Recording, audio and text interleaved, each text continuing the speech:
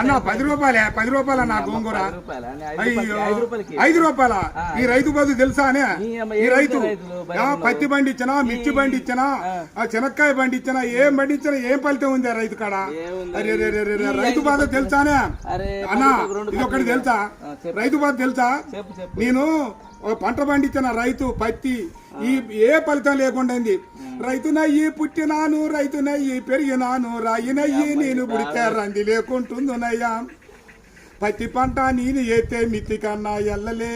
ఏం బతుకు ఏం బతుకు ఈ రైతు బతుకు చూడరా, ఏం బతుకు ఏం బతుకు.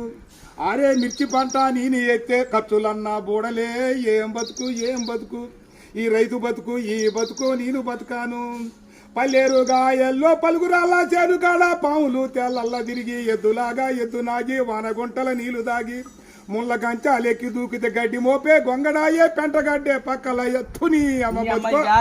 ఏం బతుకు ఏం బతుకన్నా ఈ రైతు బతుకు ఏం బతుకు? అయ్యా 5 రూపాయలు అడుగుతావు, 6 నెలల బట్టి సాదుకొని నీ ఇంటికి వచ్చి బండి 5 రూపాయల కోసం అడుగుతావు. ఈ రైతు బతుకు ఎక్కడైనా చూసుకోలేవా? అయ్యయ్యో.